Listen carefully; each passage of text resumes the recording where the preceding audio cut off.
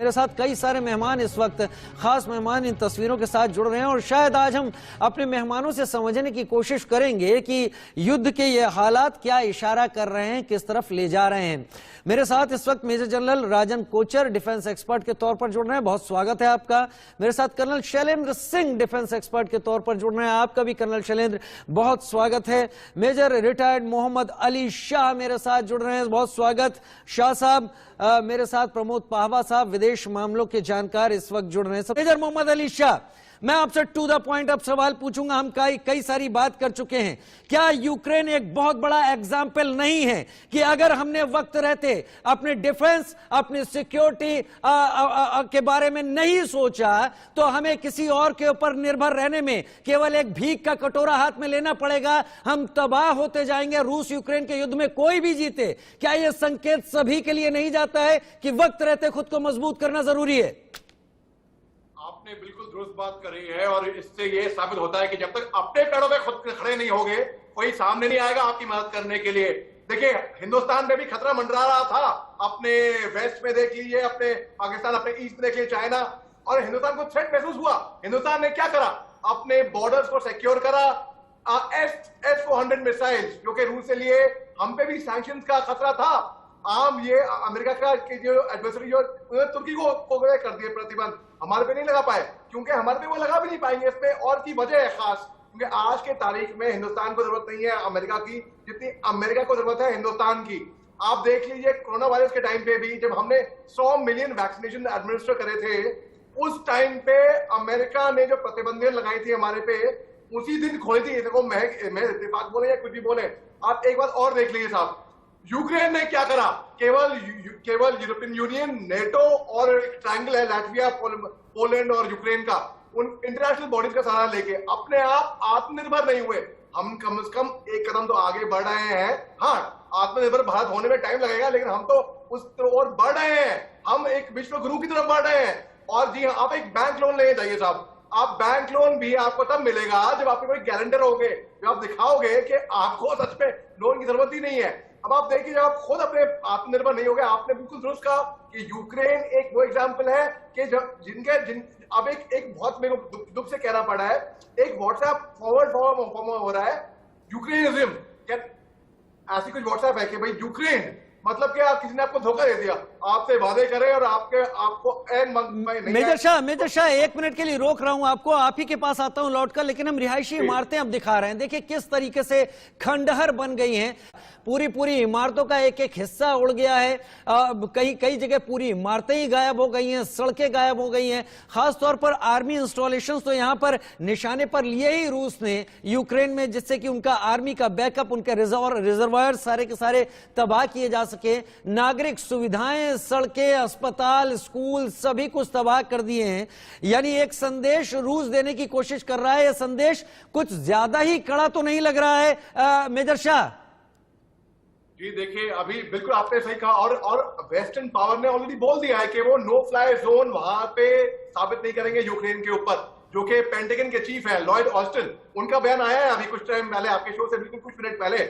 और उसके अलावा भी जो व्हाइट हाउस के स्पोक्स पर्सन है जेन पिसाकी, इन्होंने भी ये बोला है कि हालांकि जो बाइडेन की बात हुई थी कल चाइनीज काउंटरपार्ट से, शी जिनपिंग से, फिर भी उनको खतरा महसूस हो रहा है कि हो सकता है कि चीन फिर भी इतनी वार्निंग के बाद भी रूस की मदद करे।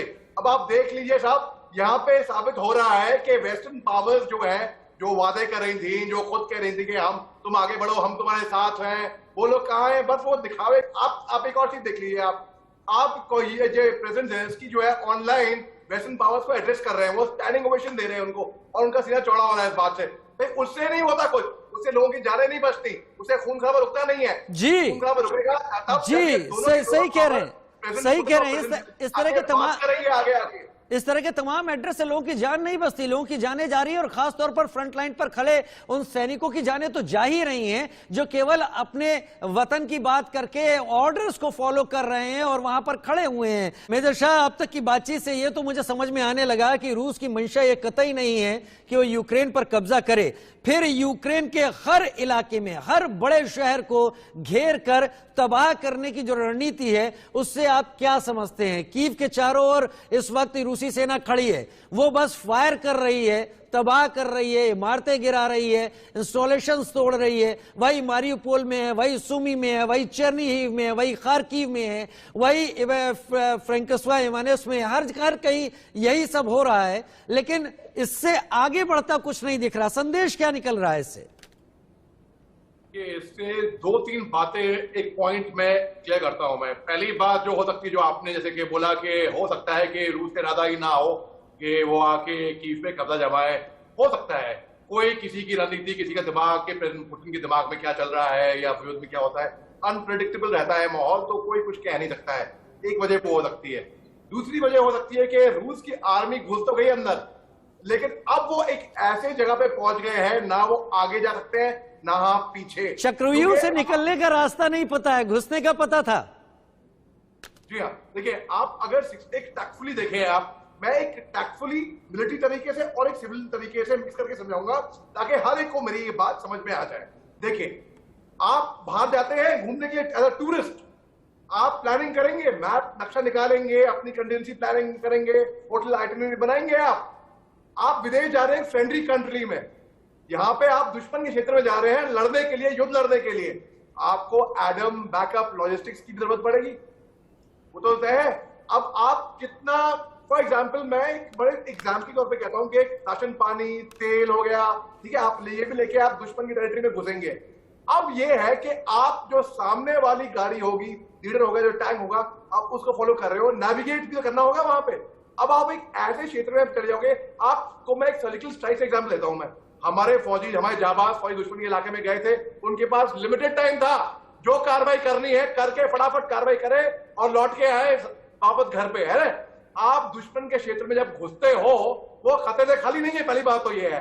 अब वो खतरा दोनों तरफ से होता है, खून खराबा दोनों तरफ से होता है और जान दोनों की जाती है, और यहाँ पे परिवार वाले सफर करते हैं।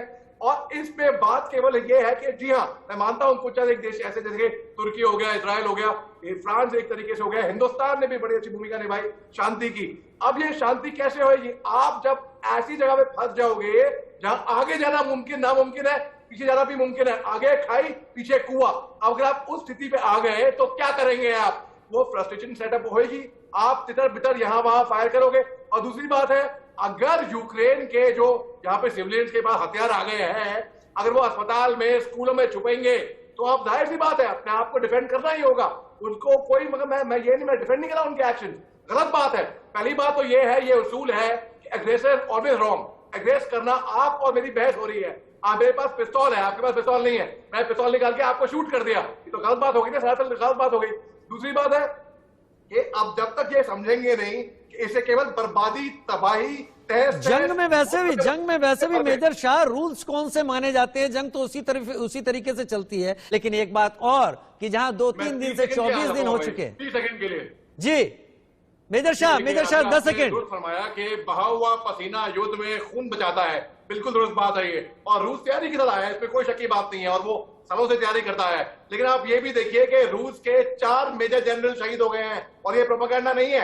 मैं मानता हूं कि कैजुअलिटी फिगर्स एग्जैजरेट हो रहे हैं, इन्फ्लेट डिफ्लेट हो रहे हैं, और इस बात को मैं जोड़ सकता हूं, मेरे पास अब समय कम है, इस बात को मैं जोड़ सकता हूं कि अभी तक आपका ही कहना था कि वेस्टर्न मीडिया से इन्फ्लुएंस चीजें सामने आ रही हैं, जब रशियन मीडिया से चीजें निकलेंगी तब शायद कहीं हकीकत होगा, और वो शायद समझौते के बाद हो। मेरे पास वक्त इतना ही है, बहुत माफी के साथ, खेत के साथ आप सब लोगों से विदा चाहूंगा। आप सब लोग मेरे साथ शामिल हुए, हमारे दर्शकों को वो जानकारियां दी जो वाकई इस युद्ध से जुड़ी हुई जानकारियां, जायज और एकदम सही जानकारियां रही हैं।